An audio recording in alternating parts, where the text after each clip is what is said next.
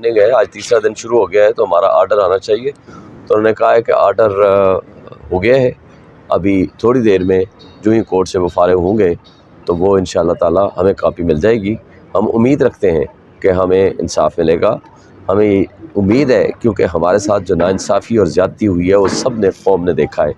आपने देखा बल्कि 3 दिन पहले वो जो मेरे अपोनेंट तारिक फजल चौधरी साहब थे, आप लोगों ने ही सवाल किया, उनसे पूछा जी किधर हैं आपके फॉर्म 45 जो आपको सपोर्ट करते हों, जिसके ज़रिए आप जीते हों। उन्होंने कहा जी मेरे पास हैं मगर मैं आपको नहीं दिखा सकता, साफ़ियों को दिखाने का पाबंद नहीं हूँ। मुझे बताएं कि साफ़ी जो है वो फॉर्म को या किसी भी इन्फॉर्मेशन को अपनी ज़ाती इन्फॉर्मेशन के लिए तो नहीं लेता ना।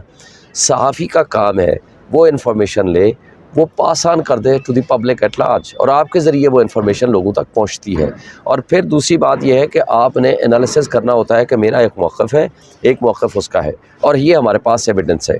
मैंने अपनी एविडेंस दे दी, सिर्फ मैंने अपनी एविडेंस नहीं दी, मेरे साथ मुस्तफ़ा खोखर ने एविडेंस दी पहले दिन से लेकर आज तक, उसका मौक़िफ़ वही है जो मेरा है। मेरे साथ TLP के हाफिज़ खावर सत्ती ने दी, आपको पता है, वो हाफिज़ साहब ने की जो आई TLP की, वो भी वही स्टेटमेंट है जो मेरी है। फिर हमारे साथ काशिफ चौधरी गुज्जर ने जो दी है स्टेटमेंट, वो वही स्टेटमेंट है जो मेरी है और जो उनकी है। अच्छा, फिर इसके साथ पीपल्स पार्टी वाले की भी वही स्टेटमेंट है। तो आप अगर इसको कंपैरिजन करें तो फॉर्म 45 का बेसिक कॉन्सेप्ट क्या है? सारा दिन गिनती इलेक्शन होता है, इलेक्शन ख़त्म होने के बाद फिर गिनती होती है। गिनती के मरहले में 2 तो बैठे होते हैं, presiding officer and assistant presiding officer, और उसके साथ जो पोलिंग एजेंट्स बैठे होते हैं, वो तमाम जो कंटेस्टिंग कैंडिडेट्स होते हैं उनके लोग बैठे होते हैं। वो पोलिंग एजेंट्स हर कोई अपने अपने वोट्स और सारे वोट गिनता है जो एक दूसरे के ऊपर नीचे होते हैं, फिर वो उसका जायज़ा लेता है। अगर किसी एक पोलिंग एजेंट को भी एतराज़ हो, वो फिर लिख के देता है, राइटिंग में भी देता है और ज़बानी भी वो कह सकता है, और दोबारा गिनती भी हो सकती है अगर किसी को एतराज़ हो। मगर हमारे 387 पोलिंग स्टेशन थे, उनमें से किसी एक पोलिंग एजेंट ने एतराज़ नहीं किया कि ये जो आप फॉर्म 45 फिलअप कर रहे हैं, जहाँ तारिक फजल चौधरी के पोलिंग एजेंट्स ने दस्तखत किए हैं, सब ने दस्तखत किए हैं, मगर तारिक फजल के जो पोलिंग एजेंट्स थे उन्होंने भी दस्तखत किए हैं, मेरे भी पोलिंग एजेंट ने दस्तखत किए हैं, मुस्तफ़ा खोखर के पोलिंग एजेंट ने भी दस्तखत किए हैं, TLP के पोलिंग एजेंट ने भी दस्तखत किए हैं, जमात इस्लामी के पोलिंग एजेंट ने भी दस्तखत किए हैं, पीपल्स पार्टी के पोलिंग एजेंट ने भी दस्तखत किए हैं, और वो है बनता है फॉर्म 45। जब ये जाता है before the returning officer, returning अफसर के पास सिर्फ एक काम है, इन सब का वो कैलकुलेट करे कि मसलन ये 387 जो आए हैं मेरे पास, इनमें से किसके वोट कितने हैं, वो कंसोलिडेट करके एक फॉर्म 47 बना लेता है, बस सिर्फ इतना उसका काम है।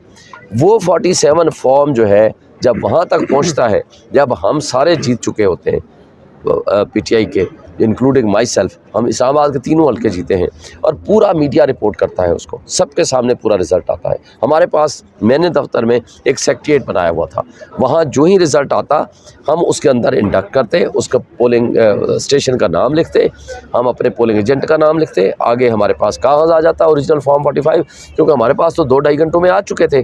पूरे इस्लामाबाद में 5 बजे इलेक्शन ख़त्म हुआ, 6 बजे के बाद रिज़ल्ट आने शुरू हो गए। 6 जो शहर के इर्द-गिर्द थे, देहात वाले जो थे 6:30, 7, 8 बजे तक, सारा रात 11 बजे तक पूरा रिकॉर्ड तकरीबन 3-4 के अलावा वो कंप्लीट हो गया, और हमने कंपाइल भी कर लिया। हमने पूरा सोशल मीडिया पे भी चढ़ाया, हमने सबको बताया कि जी हम इतनी लीड से जीत चुके हैं। मगर क्वेश्चन यहाँ ये आता है कि वो जो मेरे मुकाबिल, ये सिर्फ ये मेरा वाला केस नहीं है, सारे पाकिस्तान का यही सूरत हाल है। मेरे मद्दे मुकाबिल जो लोग हैं या बाकी जो लोग हैं वो लाएं जिसमें टेम्पर्ड ना हो। मैं आपको कह रहा हूँ सबको एक तरह का मिला है ना। टेम्परिंग अगर आज कोई कर ले, मेरे पास फॉर्म है, मैं उसके ऊपर 600 को मैं 800 कर दूँ, 800 को मैं 600 को 6000 कर दूँ, वो नहीं। जो बग़ैर टेम्पर्ड जो ओरिजिनल डॉक्यूमेंट है, तारिक फजल हो या कोई शख्स हो, उनको उठा के ले आए ताकि दूध का दूध पानी का पानी हो जाए। ये क्यों छुपा रहे हैं?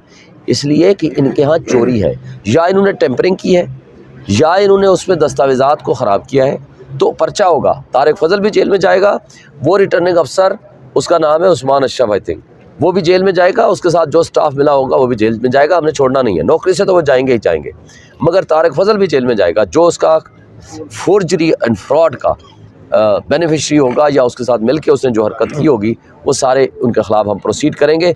और आज मैं अभी जा रहा हूँ इंशाल्लाह तौहीन अदालत, तौहीन इलेक्शन कमीशन की पटिशन भी फ़ाइल करने लगा हूँ, तारिक फ़ज़ल के ख़िलाफ़ भी और उसके ख़िलाफ़ जो रिटर्निंग अफसर है, और अगर कोई उसका असिस्टेंट रिटर्निंग अफसर भी हो तो उन सब के ख़िलाफ़ मैं करने लगा हूँ। और DRO के ख़िलाफ़ भी कि जब इलेक्शन कमीशन ने स्टे दे दिया था तो उसके बाद उन्होंने किस कैपेसिटी में फ़र्दर प्रोसीड किया। अगर उन्होंने किया है तो वो इलीगल है, कंटेम्प्ट है और मिस यूज़ ऑफ अथॉरिटी है। इंशाल्लाह हम आज प्रोसीडिंग करने लगे।